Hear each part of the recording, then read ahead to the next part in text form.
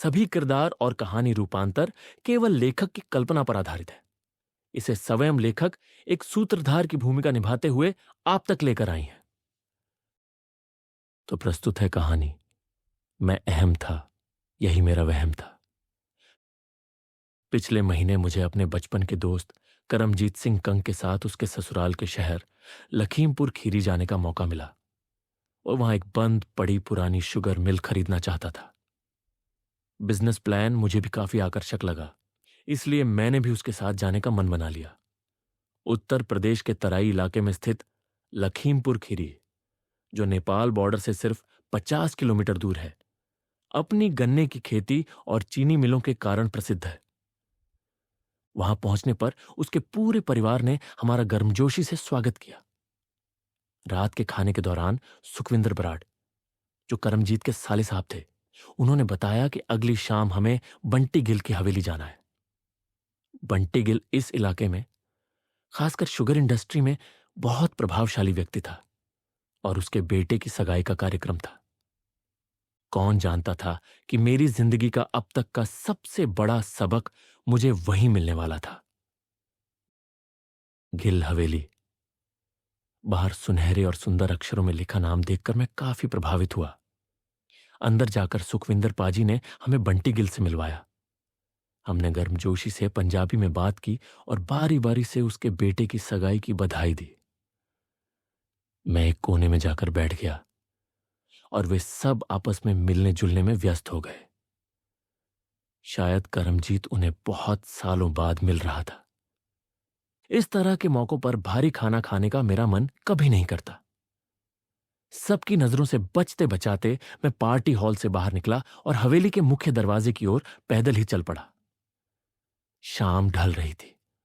न दिन था न रात, बल्कि संध्या का समय था। मुझे चाय पीने की तलब हो रही थी, लेकिन घर जैसी चाहिए थी। इसी सोच में मैं बाहर निकला था कि शायद आसपास कोई दुकान मिल जाए जहां एक कप चाय पी सकूं। करीब 70 से 80 फुट दूर, मुख्य दरवाजे से दाहिनी ओर, हवेली के अंदर ही मुझे एक झोंपड़ी जैसी संरचना दिखी। अंदर से हल्की रोशनी आ रही थी। शायद किसी चौकीदार को यह कोठरी रहने के लिए दी गई है। सोचा उसे चाय के बारे में पूछ लूं और झोंपड़ी की ओर बढ़ गया। दरवाजे पर हल्के से दस्तक दी, लेकिन कोई जवाब नहीं मिला। धीरे से मैंने दरवाजे को अंदर की ओर धकेला। सामने एक 80 से 85 साल के बुजुर्ग एक चारपाई पर लेटे हुए थे। सिर पर सफेद पगड़ी, गेहुए रंग का चेहरा, करीब 6 फुट लंबा कद, सफेद घुंघराली दाढ़ी और लंबी मूंछें। पैरों पर घुटनों तक चादर डली हुई थी। वे मुझे देखकर मंद मंद मुस्कुरा रहे थे। उन्होंने पास पड़ी एक पुरानी सी कुर्सी की ओर इशारा किया कि मैं बैठ जाऊं। चाय की तलब तो थी, लेकिन उनके चेहरे और पूरे व्यक्तित्व से मैं अनायास ही बहुत आकर्षित हो गया। उनके निमंत्रण को अस्वीकार नहीं कर सका और बैठ गया। आसपास के सामान को देखकर लग रहा था कि वह ज्यादा इस्तेमाल में नहीं था। दिए की लौ भी कांप रही थी, जैसे अपने अंतिम चरण में हो। शायद जो थोड़ा बहुत तेल बचा था, उसी के सहारे लौ अब तक जल रही थी। मन में अनगिनत सवालों की बौछार होने के बावजूद भी मैं बाहर से शांत था। अपने चेहरे पर हल्की हैरानी और विनम्र मुस्कान लाकर मैंने हाथ जोड़कर बुजुर्ग को सत श्री अकाल कहा। उन्होंने एक हाथ उठाकर मेरे अभिवादन को स्वीकार किया और फिर बैठने का इशारा किया। काफी वृद्ध मगर जिज्ञासा भरी आवाज में उन्होंने लेटे लेटे ही मुझे पूछा, और सुनाओ बेटे, कहाँ से आए हो और यहाँ क्या काम आ गया? संक्षेप में मैंने अपने बारे में और लखीमपुर खीरी आने की वजह के बारे में बताया।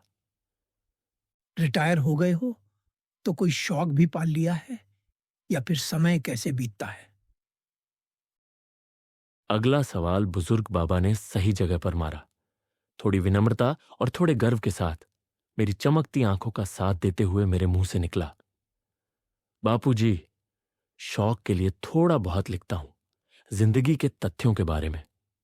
लेकिन अभी तो बहुत कुछ समझने की कोशिश कर रहा हूं।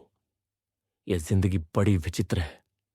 जितनी समझ आती है, उससे भी अधिक जटिलता अगले ही पल सामने आ जाती है। यह सुनकर बुजुर्ग पहले खुलकर हंसे, लेकिन फिर अचानक गंभीर हो गए। उनकी आंखें नम हो गईं। लंबी सांस लेते हुए उन्होंने मुझसे पूछा, क्या समझने की उलझन में फंसे हो? मेरा भी जिंदगी का बड़ा तजुर्बा है। हो सकता है मैं तुम्हारे मन की कुछ गुत्थियां सुलझा सकूं। अब मुझे वहां का माहौल ठीक ठाक सा लगने लगा। रोशनी स्थिर और पर्याप्त महसूस होने लगी। बाहर की संगीत की आवाज कानों तक आनी बंद हो गई। अपने मन को टटोलते हुए मैंने जवाब दिया, बापू, मुझे एक बात पूरी तरह समझ नहीं आ रही।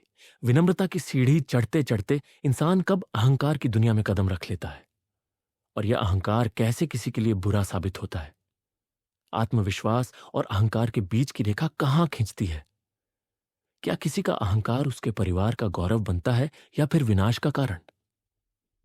दरअसल मैं अहंकार को सही मायने में समझने के लिए कई दिनों से संघर्ष कर रहा था, लेकिन कोई ठोस उत्तर नहीं मिल रहा था जो मेरी सभी उधेड़-बुन को स्पष्ट कर दे। मैंने एक ही सांस में अपने सवाल बापू के सामने रख दिए। बापू कुछ देर चुप रहे, कुछ नहीं बोले। उनका मन किसी गहरी सोच में चला गया था, या फिर वे किसी असमंजस में पड़ गए थे। झोंपड़ी में पूरी तरह शांति थी। सन्नाटा ऐसा कि अपनी सांसों की आवाज भी सुनाई दे रही थी। जब काफी समय बीत गया तो मैंने बापू के कंधे पर हाथ रखकर उन्हें उठाने की कोशिश की। उन्होंने अपने कंधे को झटका और आंखों के इशारे से मुझे थोड़ी देर और इंतजार करने को कहा। मैं उनके इस अनकहे निर्देश को नाकार नहीं सका। खंखार कर बापू ने अपना गला साफ किया और कहने लगे, चलो, मैं तुम्हें एक परिवार की सच्ची कहानी सुनाता हूं। हो सकता है तुम्हें अपने प्रश्नों के उत्तर मिल जाए। ध्यान से सुनो और बीच बीच में हाँ में हाँ मिलाते रहो, ताकि मुझे लगे कि तुम सुन रहे हो।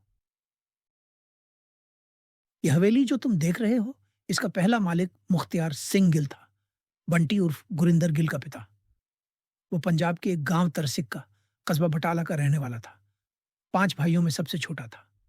उसके माता पिता के पास 7-8 एकड़ जमीन थी, जिस पर वे खुद खेती करते थे।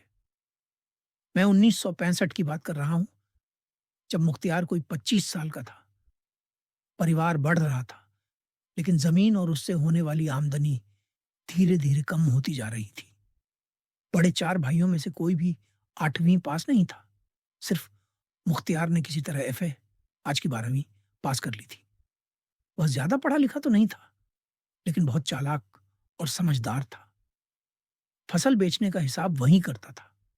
अपने पिता के साथ आढ़तियों और व्यापारियों के पास जाता था, हिसाब किताब देखने। ट्रैक्टर न होने के कारण वे आस-पास की जमीन ठेके पर लेकर अपनी आमदनी नहीं बढ़ा सकते थे। मुख्तियार ने एक ट्रैक्टर वर्कशॉप में नौकरी कर ली, ताकि सीखने को भी मिले और तनख्वाह भी आ जाए। 6 महीने के अंदर ही वह एक अच्छा ट्रैक्टर मैकेनिक बन चुका था। लेकिन तभी भारत पाकिस्तान युद्ध छिड़ गया। व्यापार ठप होने लगे, क्योंकि उनका गांव बिल्कुल बॉर्डर के पास था। खेती करना भी मुश्किल हो गया। ऐसे कठिन समय में परिवार का सहारा बना उसका सबसे छोटा चाचा लखनपाल सिंह गिल, जो 2-3 साल पहले अपने परिवार समेत तराई क्षेत्र की सरकारी पुनर्वास योजना के तहत लखीमपुर खीरी आकर बस गया था।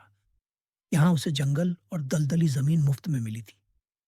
खेती मुश्किल थी, लेकिन अगर मेहनत सही तरीके से की जाए तो पानी की कोई कमी नहीं थी। बिजली सरकार दे रही थी और ट्रैक्टर खरीदने के लिए कर्ज भी दिया जा रहा था। लखनपाल ने इस मौके का पूरा फायदा उठाया और पूरी लगन से जमीन को उपजाऊ बनाना शुरू किया।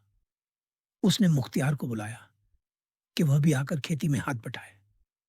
मुख्तियार ने घर वालों से विदा ली और लखीमपुर खीरी आ गया। लखनपाल को लगा कि जितने ज्यादा परिवार के लोग गांव में होंगे, पंचायत में उसकी पकड़ मजबूत होगी। लेकिन मुख्तियार की सोच बहुत आगे की थी।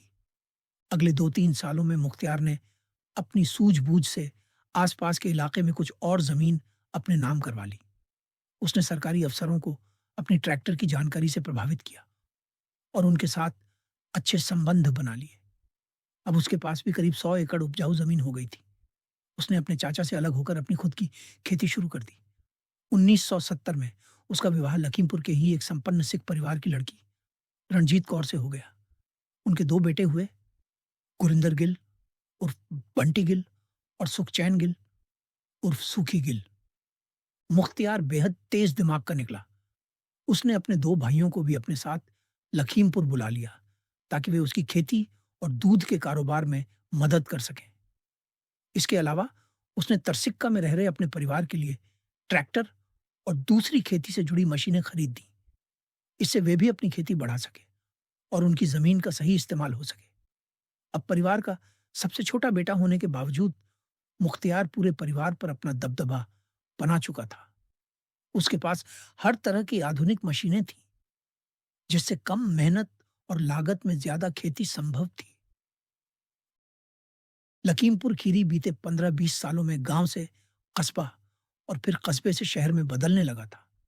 1980 तक मुख्तियार के पास 500 एकड़ जमीन थी, अपनी हार्वेस्टिंग मशीन थी, 2 ट्रैक्टर थे और 50 के करीब वलायती गायें थीं।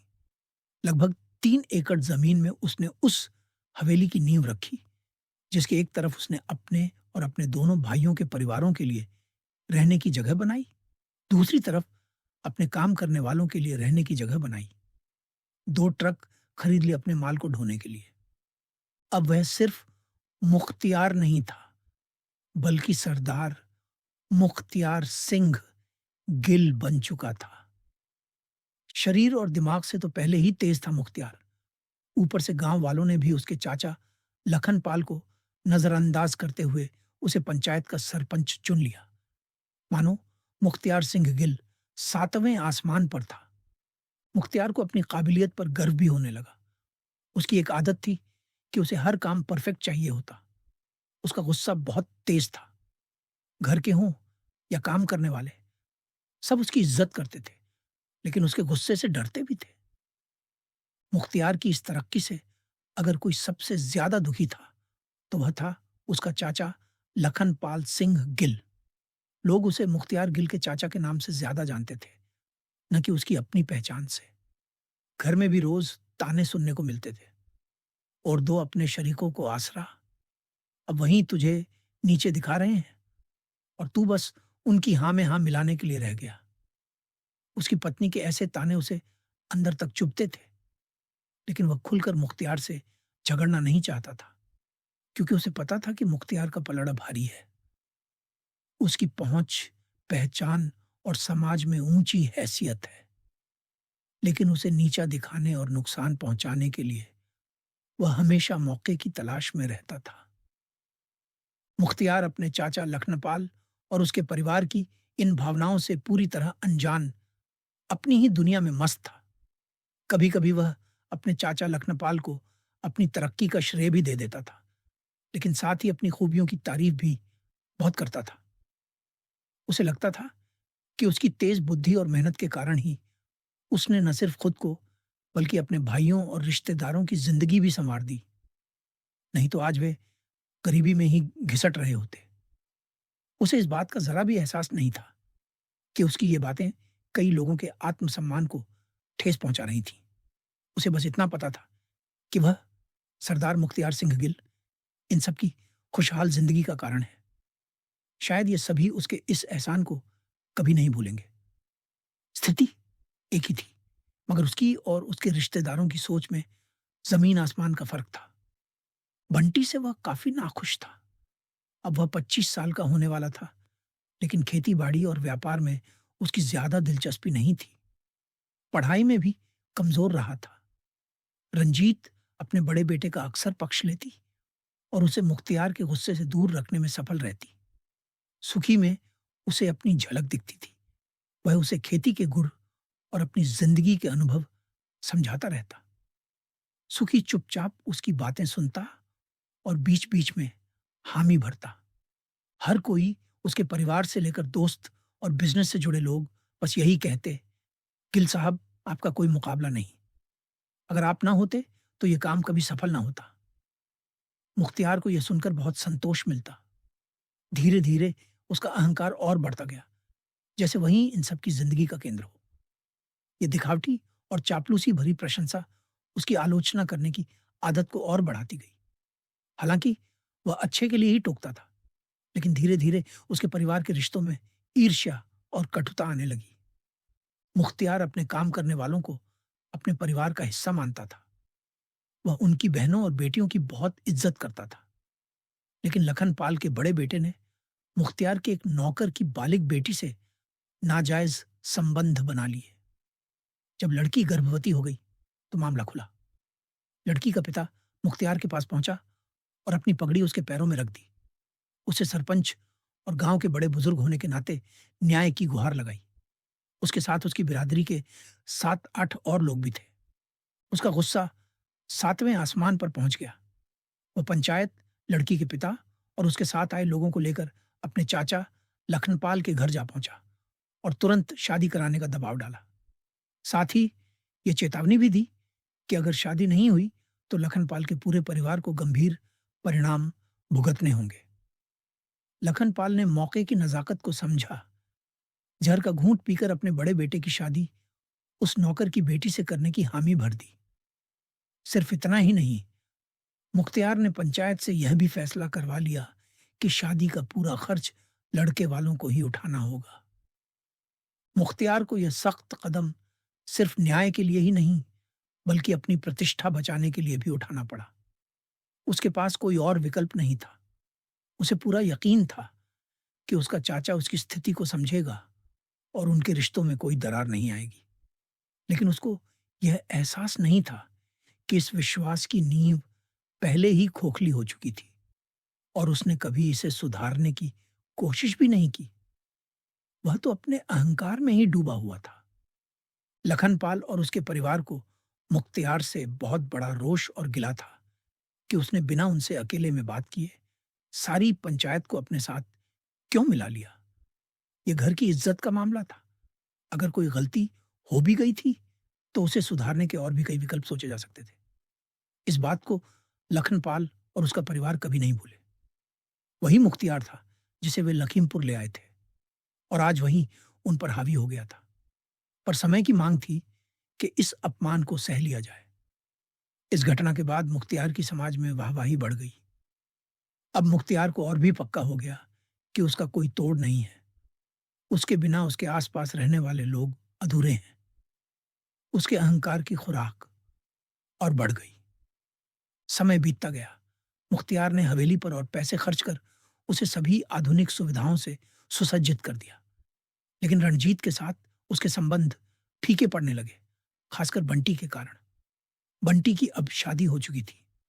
मुख्तियार उसके सामने ही उसे खरी खोटी सुना देता, उसकी मूर्खताओं का मजाक उड़ाता। सुखी के साथ उसका व्यवहार ठीक प्रतीत होता था। लेकिन रणजीत, बंटी और उसकी पत्नी को यह बात खटकती थी कि घर में मुख्तियार की ही चलती थी। वो अक्सर कहता, अरे नालायकों, अगर तुम्हारे पिता को कुछ हो गया तो तुम्हें कोई भीख भी नहीं देगा। अपने आप को थोड़ा सुधारो, कुछ काम ढंग से किया करो। हर काम के लिए पापा पापा मत किया करो, खासकर तुम बंटी। लेकिन सच्चाई ये थी कि उसने कभी बंटी पर विश्वास कर उसे कोई जिम्मेदारी सौंपी ही नहीं थी। बस उसे हर समय टोकता ही रहता। रणजीत यह सब सुनकर आग बबूला हो जाती और कई बार अपने अलग कमरे में सोने चली जाती। लेकिन मुख्तियार अपने अहंकार में और धंसता जा रहा था और उसे इसमें कुछ भी गलत नहीं लगता था।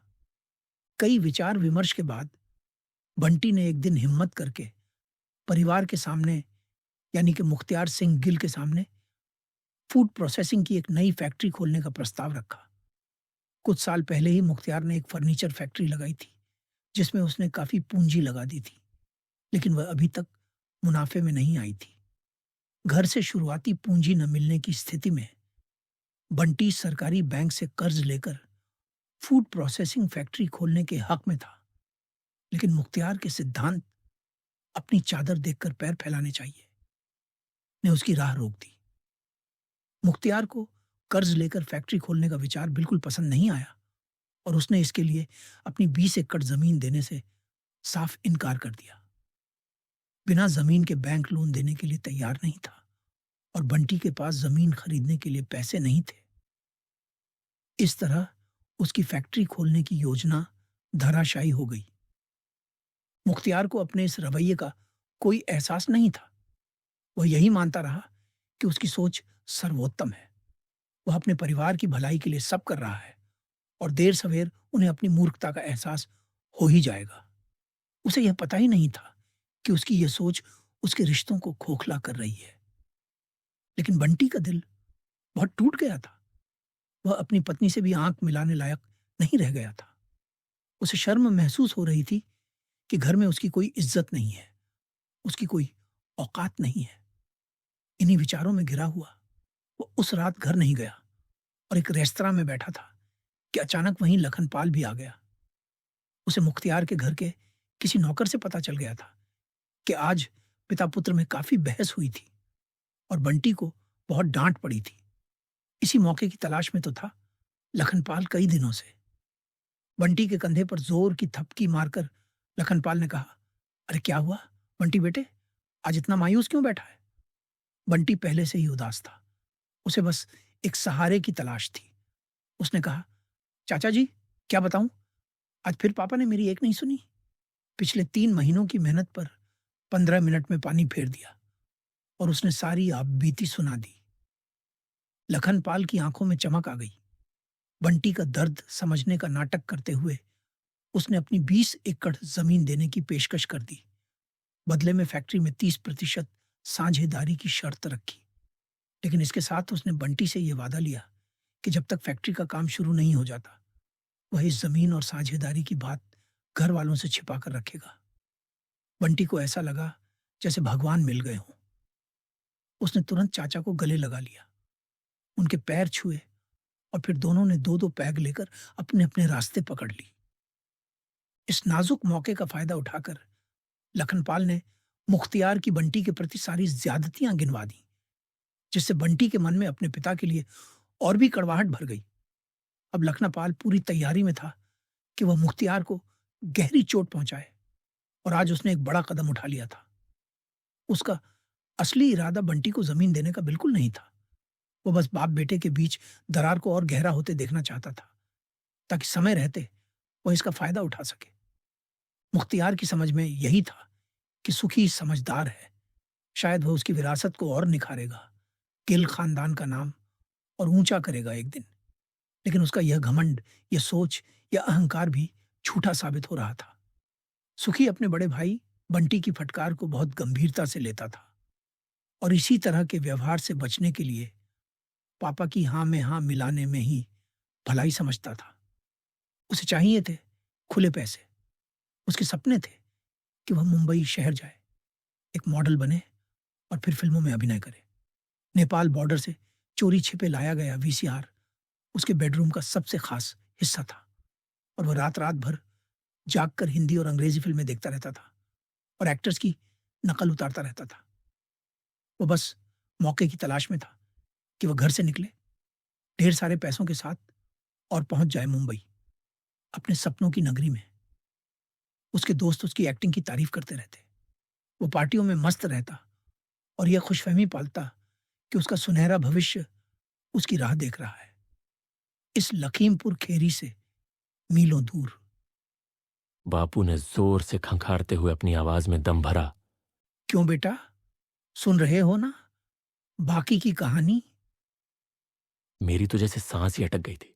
एक एक शब्द मेरे कानों में रस घोल रहा था और मुख्तियार और उसके परिवार की कल्पना कर कई चलचित्र मेरे दिमाग पर पूरी तरह हावी हो चुके थे। बिना कुछ समय गंवाए मैंने पूरे ध्यान से कहा, बापूजी आप जारी रखें, मैं पूरी तन्मयता से पूरी कहानी सुन रहा हूं। मेरे चेहरे के भाव स्थिर थे, व्याकुल थे, ये सोच सोच कर कि क्यों मुख्तियार अपने घमंड और अहंकार की चरम सीमा की ओर बढ़ता जा रहा था। वह अपने विचारों के आगे सबके किरदार और विचार को चल रहा था, लेकिन वह खुद भी उसी दलदल में धंस रहा था, बिना किसी झिझक। बापू कहने लगे, बेटा, जब कोई अपनी तारीफ और प्रशंसा पर अत्यधिक गर्व करने लगे, ये सोच ले कि मैं ही इस काम को अंजाम तक पहुंचाने के लिए सबसे जरूरी हूं। मेरी सलाह जिस काम में न ली जाए, मेरी समझदारी का जहां पाठ न पढ़ा जाए, वहां गलती रह ही जाएगी। समझो वह व्यक्ति अहंकार के वश में आ गया है।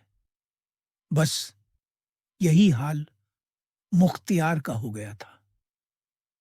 चलिए, आप आगे बताइए, मुख्तियार के साथ क्या हुआ? मैं अधीरता से बापू को जोर देकर कहने लगा। हम्म, बताता हूं, थोड़ा सांस तो लेने दो। मुख्तियार का चाचा लखनपाल भले ही उससे जलता था, लेकिन उसने कभी अपने भतीजे सरदार मुख्तियार सिंह गिल से खुलकर बैर नहीं लिया था। हालांकि मुख्तियार को उसके भाई और कई दोस्त लखनपाल से सतर्क रहने की सलाह देते रहते, खासकर उसके बेटे की शादी की घटना के बाद। एक रात मुख्तियार, लखनपाल, उनका डॉक्टर दोस्त सत्यपाल, एक कवि मित्र बलविंदर और ट्रांसपोर्ट क्षेत्र के कुछ अन्य दोस्त, कुल मिलाकर 7 से 8 लोग एक रिजॉर्ट में रात बिताने गए। अक्सर यह पूरा झुंड साल में 1-2 बार इस तरह की पार्टियां कर ही लेता था। रात को सब लोग हॉल में बैठे अपनी अपनी ड्रिंक का आनंद ले रहे थे कि सभी के जोर देने पर बलविंदर ने अपनी कुछ दिन पहले लिखी एक कविता सुनानी शुरू की, जिसका शीर्षक था, मैं अहम था, यही मेरा वहम था, ये जहां हो जाएगा अधूरा मेरे बिना, ऐसा मुझको लगता था। बेहद अहम हूं मैं, ऐसा मुझको खदशा था। खाक से मिले 4 दिन भी ना हुए होंगे, बांट रहे थे हिस्सों में मुझे, जिन अपनों पे मैं मरता था। ये जहां हो जाएगा अधूरा मेरे बिना, ऐसा मुझको लगता था। यकीन था वो मेरे असूलों को दरगुजर न कर पाए होंगे। दरअसल दौड़ रहे थे सब उन राहों पर, चलने भर से, जिन पर मैं डरता था। ये जहां हो जाएगा अधूरा मेरे बिना, ऐसा मुझको लगता था। इजाजत। अभी 2-3 पहरे और भी बाकी थे, लेकिन मुख्तियार ने बलविंदर को आगे कविता पढ़ने से रोक दिया। मुख्तियार को यह कविता बड़ी अजीब और अवास्तविक लगी। ये कैसे हो सकता है कि कोई अपने परिवार के लिए पूरी उम्र संघर्ष करे और उसके बच्चे, पत्नी उसकी परवाह भी न करें? जब जिंदगी की सच्चाई का सामना करना पड़ता है, तो एक सफल पिता के सिद्धांत याद आते ही हैं, और यह एहसास भी होता है कि वह अपनी जगह पर कितना सही था। मुख्तियार की इस बात को लेकर सबके साथ काफी बहस हो गई। सारे दोस्त एक तरफ थे और मुख्तियार दूसरी तरफ। शायद लखनपाल मुख्तियार को सबक सिखाने के लिए ऐसे ही किसी मौके की तलाश में था, और उसका साथ दिया उसके जिगरी दोस्त डॉक्टर सत्यपाल ने, जो एक हार्ट स्पेशलिस्ट था और लखीमपुर खेरी में ही अपना अस्पताल चला रहा था। डॉक्टर सत्यपाल गर्ग भी पंजाब का रहने वाला था, और अपनी एमडी कार्डियोलॉजी करने के बाद उसने लखीमपुर खेरी में हृदय रोग के इलाज के लिए एक क्लिनिक शुरू किया था। धीरे धीरे 5 से 7 सालों में उसने कुछ अपनी बचत और कुछ दोस्तों से लिए गए कर्ज की मदद से कम उम्र में ही अपना अस्पताल खोल लिया था। उसका मुख्य सलाहकार और निवेशक भी लखनपाल ही था। मुख्तियार भी एक व्यापारी बन चुका था, और उसे तरक्की की राह पर चलते हुए लखीमपुर खेरी में एक जनरल अस्पताल की कमी में एक बड़े बिजनेस का अवसर नजर आ रहा था। उसने लोकल विधायक को साथ मिलाकर सत्यपाल के अस्पताल से सटी जमीन जनरल अस्पताल के लिए आवंटित करवा ली थी। अगले 6 से 8 महीनों में अस्पताल का निर्माण शुरू होना था। सत्यपाल जानता था कि उसका छोटा सा अस्पताल इस नए आधुनिक अस्पताल के सामने टिक नहीं पाएगा। वह किसी तरह खुद को भी इस अस्पताल का भागीदार बनाना चाहता था, या फिर उसे रोकने के रास्ते ढूंढ रहा था। लेकिन उसने कभी खुलकर मुख्तियार से इस बारे में बात नहीं की थी। उसे डर था कि इससे लखनपाल से उसके संबंधों पर असर पड़ सकता है। खैर, उस पार्टी वाली रात किसी ने खाना खाया, किसी ने नहीं। फिर सब अपने अपने कमरों में सोने चले गए। अगले दिन सुबह सुबह डॉक्टर सत्यपाल ने मुख्तियार को जगाया और उसके सामने उसके परिवार की नजरों में उसकी असली अहमियत परखने का एक तरीका रखा। कैसे? मुख्तियार ने जिज्ञासा भरी सहमति जताते हुए पूछा। डॉक्टर सत्यपाल ने खुलासा किया, हाथ कंगन को आरसी क्या, पढ़े लिखे को फारसी क्या। इस पार्टी में आपने ज्यादा पी ली और आपकी तबीयत खराब हो गई। आप गंभीर रूप से बीमार होने का नाटक करते रहना। हम आपको अस्पताल में 2-3 दिन के लिए भर्ती कर लेंगे, फिर देखते हैं कि क्या होता है। आप भी और हम भी। मुख्तियार सोच में पड़ गया। उसे इस योजना के पीछे लखनपाल का दिमाग होने का एहसास हुआ। कुछ तो यह सब सोचकर बैठे हैं मुझे नीचा दिखाने के लिए। यह विचार उसके मन में आया, लेकिन उसे खुद पर बहुत गर्व था और वह भी इस योजना के अनुसार किए गए नाटक के जरिए अपनी साख को मजबूत करके लखनपाल को करारा जवाब देना चाहता था। उसके अहंकार ने उसकी आंखों पर पट्टी बांध दी थी। थोड़े समय के लिए उसकी बुद्धि पर पर्दा डाल दिया था। मुख्तियार ने अपनी सहमति देते हुए कहा, हूं, चलो देखते हैं कि यह स्कीम किस तरह रंग लाती है। उसे पूरा विश्वास था कि उसका परिवार उससे दूर नहीं हो सकता। उसने कंबल ओढ़कर खुद को पूरी तरह ढक लिया। डॉक्टर ने चारों तरफ खबर फैला दी कि मुख्तियार को शायद हल्का हार्ट अटैक आया है। तुरंत एम्बुलेंस बुलाई गई, जो मुख्तियार को लेकर उसके अस्पताल के लिए रवाना हो गई। लखनपाल ने फोन पर रणजीत और बंटी को खबर दी। देखते ही देखते आधा लाखिमपुर अस्पताल में इकट्ठा हो गया। मुख्तियार की बीमारी की खबर सुनते ही उसे सिंगल बेड वाले स्पेशल आईसीयू में रखा गया ताकि ज्यादा विजिटर ना आ सके। डॉक्टर ने विश्वास में लेकर 2 नर्सों को उसकी देखभाल की ड्यूटी पर लगा दिया। विजिटिंग समय के बाद मुख्तियार को पूरी छूट थी कि वह कमरे के अंदर घूमे, जो चाहे खाए, लेकिन कमरे से बाहर नहीं निकलना था। सबसे पहले रणजीत अकेली आई और बेहोश प्रतीत हो रहे मुख्तियार के पास बैठकर प्रार्थना करने लगी, रब्बा इन्हें जल्दी ठीक कर दे, नहीं तो हमारा क्या होगा। मुख्तियार अंदर ही अंदर मंद मंद मुस्कुरा रहा था कि बलविंदर की कविता झूठी साबित हो रही है, कम से कम मेरे मामले में।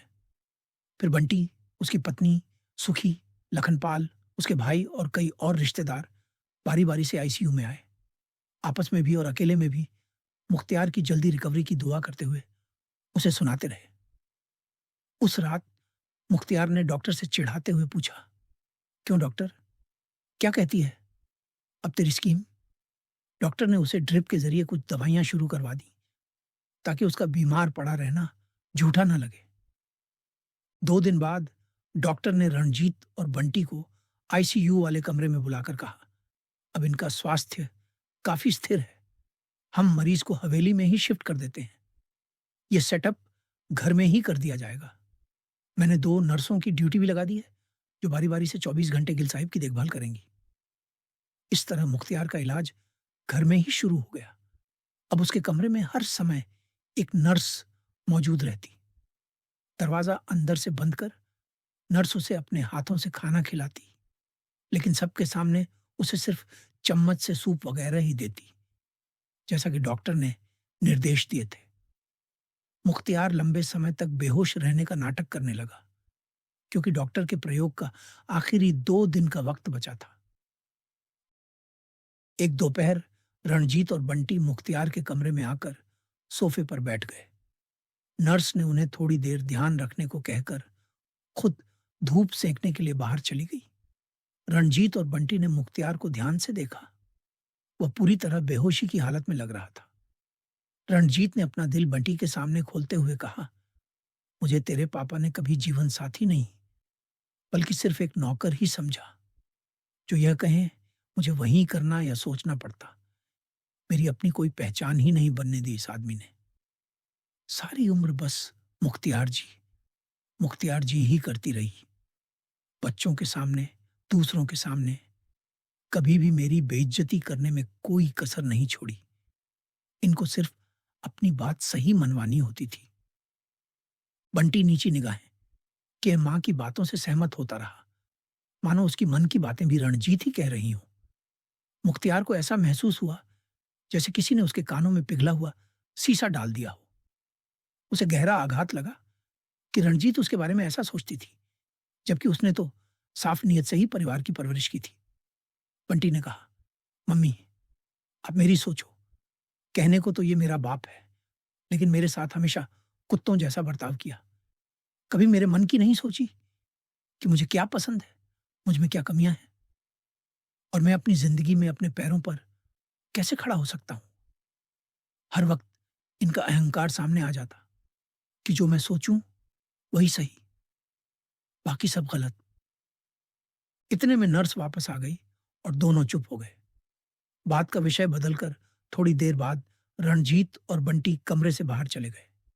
मुख्तियार ने तुरंत दरवाजा बंद करने को कहा और डॉक्टर को संदेश भिजवाया, अभी 2-4 दिन और ये नाटक चलने दो, मैं सब कुछ सुनना चाहता हूं। अगले 3-4 दिनों में कभी पूरे परिवार ने तो कभी अकेले रणजीत, बंटी, उसकी पत्नी और उसके चाचा लखनापाल ने मुख्तियार की जी भरकर बुराई की। उधर डॉक्टर मुख्तियार को नाटक जारी रखने के लिए ड्रिप के जरिए दवाइयां देता रहा। अब मुख्तियार का मनोबल पूरी तरह टूटने को आ गया था। उसे महसूस हुआ कि उसने अपने सारे रिश्तों के पुल तोड़ दिए हैं। जीने का मकसद खत्म सा लगने लगा। उसकी दिल की धड़कन तेज हो गई, सांसें भारी पड़ने लगी और कुछ ही दिनों में वह सच में बीमार दिखने लगा। उस दोपहर उसके पास सिर्फ सुखी बैठा था। मुख्तियार को हल्की हल्की चेतना थी, लेकिन सुखी को वह बेहोश ही लग रहा था। नर्स दूर एक दूसरे सोफे पर बैठी थी। सुखी अपने किसी दोस्त से फोन पर बातें करने लगा। दूसरी तरफ से दोस्त ने जरूर पूछा होगा, कैसे हैं तेरे पापा? तो सुखी ने जो जवाब दिया वह सुनकर मुख्तियार सन्न रह गया। सुखी कह रहा था, लगता है बूढ़ा बस कुछ दिनों का मेहमान है। सोचा नहीं था कि इतनी जल्दी चला जाएगा, लेकिन अपनी किस्मत अच्छी है। इसके जाते ही मैं अपनी जमीन बेचकर मुंबई आ जाऊंगा तेरे पास। खेती बाड़ी के झंझट मेरे बस के नहीं। इसके रहते मैं कभी लखीमपुर खेरी छोड़ नहीं सकता। बस तू अरदास कर कि यह वक्त जल्दी आए। इतने में मुख्तियार की ड्रिप की बोतल खत्म हो गई। नर्स नई बोतल लगाने लगी और सुखी फोन पर बातें करता हुआ बाहर चला गया। उस शाम मुख्तियार ने खाना नहीं खाया। उसकी भूख मर चुकी थी। उसे अपने पुराने दिन याद आए। 30 साल की कड़ी मेहनत, संघर्ष के बाद ये सारी जायदाद, समाज में एक नाम बनाया था, और आज सब कुछ एक झटके में खत्म हो गया। उसका अहम और घमंड ही उसकी सबसे बड़ी कमजोरी बन गया था। जिस तरह बाहर से सजी संवरी अलमारी जब खोली जाती है और अंदर से कीड़ों की खाई हुई लकड़ी धूल में बिखर जाती है, उसी तरह मुख्तियार का रिश्ता अपने परिवार से बिखर चुका था।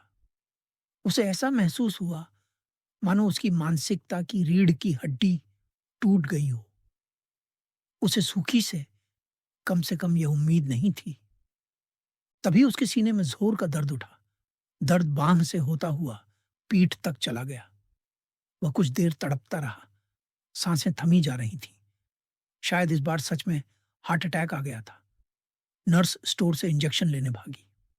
उसी वक्त डॉक्टर सत्यपाल रोज की तरह शाम को हवेली आया था। वह नर्स से पूरे दिन की रिपोर्ट ले रहा था। जैसे ही वह मुख्तियार के कमरे में दाखिल हुआ, उसने मुख्तियार की तड़पती हालत को एक पल के लिए गौर से देखा। अगले ही पल वह मुख्तियार के चेहरे के पास झुका और उसकी धड़कन को महसूस करने की कोशिश की। उसकी आंखों के सामने, उसके हाथों में ही मुख्तियार के प्राण पखेरु उड़ चुके थे। बापू बोलते बोलते रुक गया। उसकी आंखों से आंसू थमने का नाम नहीं ले रहे थे। कुछ क्षणों बाद जैसे उसने गहरी सांस लेकर कहा, अभी किस्सा खत्म नहीं हुआ। बहुत देर हो चुकी है। हालांकि बंटी और उसके सारे मेहमान अभी पार्टी में व्यस्त होंगे। फिर भी अगर तुम इस किस्से को यहीं छोड़कर जाना चाहो तो जा सकते हो। आगे की वार्ता फिर कभी सही। मेरी जिज्ञासा की कोई सीमा नहीं थी। मैं सोच भी नहीं सकता था कि मुख्तियार की मौत हो जाएगी, लेकिन उससे भी ज्यादा उत्सुकता मुझे इस बात को लेकर थी कि बापू कह रहा था कि किस्सा अब भी बाकी है। मैं बोला, चाहे जितनी भी देर हो जाए, इस कहानी को पूरा सुने बिना मैं यहां से बाहर नहीं जाऊंगा। अगर आप थक गए हैं तो मैं इसी कुर्सी पर बैठकर सारी रात इंतजार कर सकता हूं। बापू ने लंबी सांस भरते हुए मुझे बैठने का इशारा किया। एक गहरी और भारी आवाज में बापू ने किस्सा जारी रखा। मुख्तियार की रूह यमदूत के सामने खड़ी थी, उसे ले जाने के लिए। यमदूत ने उसका हाथ पकड़ लिया और अगले सफर के लिए चलने ही वाला था कि मुख्तियार की आत्मा ने डॉक्टर को उसकी मृत देह के पास झुके हुए देखा। डॉक्टर की आंखों के कोने में एक धूर्त मुस्कान थी। मुख्तियार की रूह कांप गई।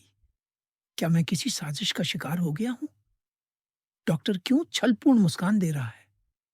क्या वह सिर्फ मेरी आंखें खोलने और मेरे परिवार के सामने मेरी अहमियत साबित करने के लिए कोई प्रयोग कर रहा था? रूह ने यमदूत से विनती की, मुझे थोड़ी देर यहीं रहने दो।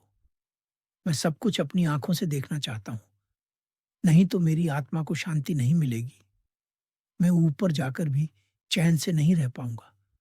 अगर मैं किसी और शरीर में भी चला गया तो वह प्राणी भी तड़पता रहेगा। कुछ पल सोचने के बाद यमदूत ने उसकी प्रार्थना सुन ली। यमदूत ने कहा, तू इसी हवेली में रहेगा? मैं बाकी आत्माओं को संभालने जा रहा हूं। जब तेरा समय आएगा तो तुझे ले जाऊंगा। मुख्तियार की आत्मा हवेली के एक कोने में खड़ी होकर सब कुछ देखने लगी। शहर में सरदार मुख्तियार सिंह गिल की मृत्यु की खबर जंगल की आग की तरह फैल गई कि बाहर लोगों का तांता लग गया।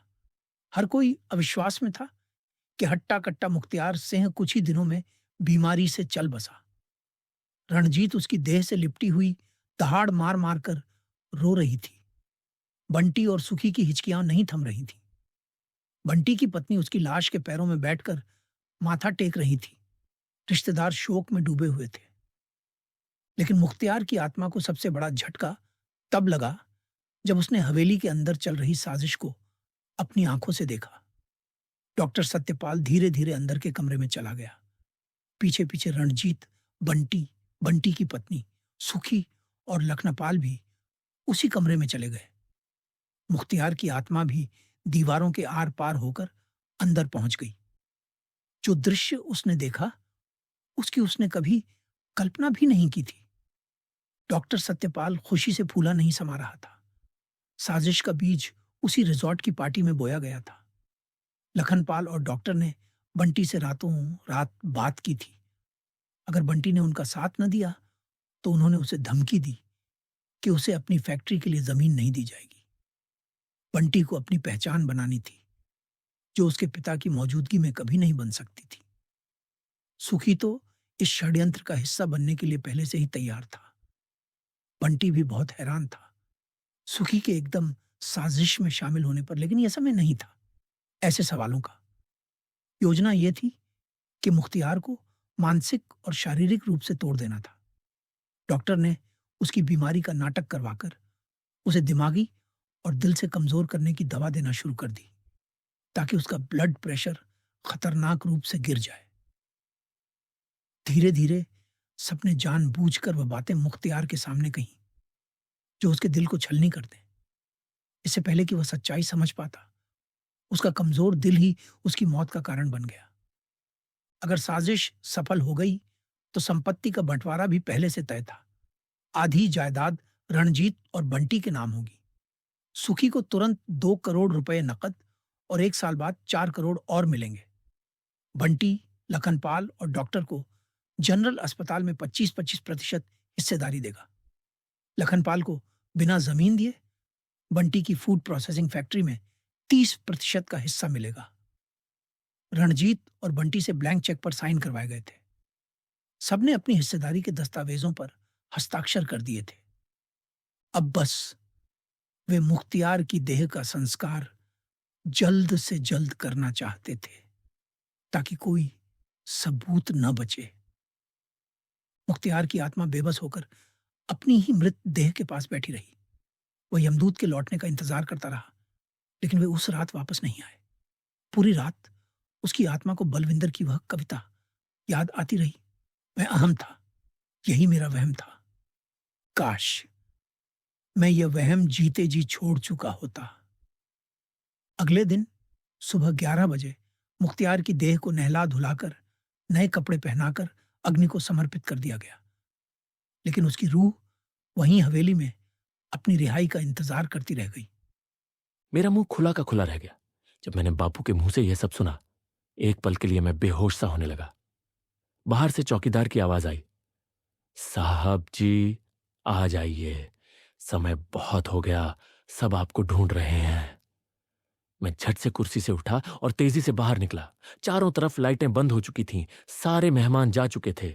करमजीत और बंटी मेरी तलाश में थे। मैंने सिर झुका लिया, अपनी आंखों की लालिमा छिपाते हुए हवेली के हॉल में चला गया और सोफे पर बैठकर टेक लगा ली। बापू की बताई सारी कहानी मैंने फिर से अपने मन में दोहराने लगा। बंटी और करमजीत मेरे पास आकर बैठ गए। अचानक मेरे मन में एक सवाल कौंधा, मुख्तियार की रूह की बातें बापू को कैसे पता? घबराहट में मैंने हड़बड़ाकर उठने की कोशिश की।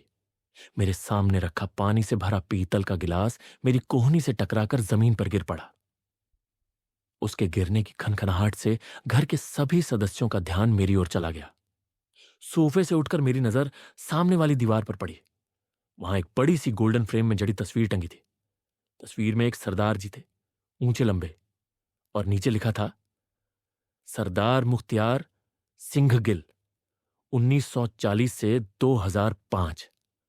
उस तस्वीर पर हल्की सी परछाई पड़ रही थी। मैं दौड़कर दीवार के पास गया और ऊपर लगी लाइट जलाई। यह तो बापू के जवानी के दिनों की तस्वीर थी। मैं जोर से बापू चिल्लाया और बरामदा पार कर उस झोंपड़ी की ओर दौड़ा जहां बापू ने मुझे मुख्तियार सिंह गिल की पूरी कहानी सुनाई थी। मेरे पीछे पीछे बंटी और करमजीत भी भागे आए। झोंपड़ी में पहुंचा तो देखा वहां कोई नहीं था। झोंपड़ी की छत से टूटा दरवाजे का एक टुकड़ा नीचे गिरा पड़ा था।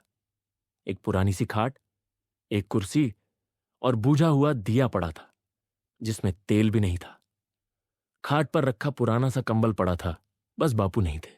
बंटी सांस फूले हुए करमजीत को बता रहा था, हवेली के निर्माण के दौरान पापा अक्सर यहां आकर आराम करते थे और सारे ठेकेदारों से हिसाब किताब करते थे। पापा की जिद ने इस झोंपड़ी को अब तक बचा रखा था। अब 20 साल हो गए उन्हें गए हुए, तब से इस झोंपड़ी में किसी ने कदम नहीं रखा। इसकी हालत देखकर सोचता हूं कि इसे गिराकर एक भव्य स्मारक बनवा दूं, पापा की याद में। बापू ने मेरी मुलाकात के दौरान एक बार भी मुझे छुआ नहीं मुझे उन्हें छूने दिया। ऊपर से बंटी की यह बात सुनकर मुझे यकीन हो गया कि बापू कोई और नहीं बल्कि मुख्तियार की भटकती हुई रूह थी। अपनी कहानी सुना देने के बाद शायद उनका यहां रहने का समय पूरा हो गया था और अब यमदूत उनकी आत्मा को अगली मंजिल की ओर ले गए थे। मैं बंटी के काफी करीब गया। न जाने कहां से मेरे अंदर हिम्मत आ गई। मैंने बहाने से जाने की इजाजत मांगते हुए उसे गले लगा लिया और धीरे से कहा, आज तेरे पापा मुख्तियार सिंह गिल की आत्मा ये झोंपड़ी छोड़ने से पहले अपने सभी कातिलों की पहचान बता गई है। बंटी के शरीर में जैसे अचानक बिजली का झटका लगा। वह एक कदम पीछे हट गया। बंटी का सफेद पड़ा चेहरा देखकर मेरा विश्वास और भी पक्का हो गया। मैंने धीमी लेकिन गहरी आवाज में बंटी को धमकी दी, मैं यह कत्ल साबित करूंगा। बिना मुड़े, बिना पीछे देखे मैं हवेली से बाहर निकल गया। करमजीत मेरे पीछे पीछे था। अचानक मैंने अपने कंधे पर किसी का हाथ महसूस किया। मुद्दा कर देखा तो बापू की आकृति सामने थी, मुझसे जैसे कह रहे हों, छोटा पुत्र, मुझे मेरे ही किए हुए कर्मों का फल मिला है। तू इस राज को यहीं दफन कर दे। इसके किए कुकर्मों की सजा वो ऊपर वाला खुद ही तय करेगा। और फिर बापू की यानी मुख्तियार सिंह गिल की आकृति अलोप हो गई। मुझे फिर कभी नहीं दिखी। अहम का इतना सही अर्थ और उसकी गहराई को इससे ज्यादा शिद्दत से शायद मुझे जिंदगी में कभी और महसूस करने का मौका न मिले। अपने अहम होने का वहम खुदा किसी के मन में ना डाले।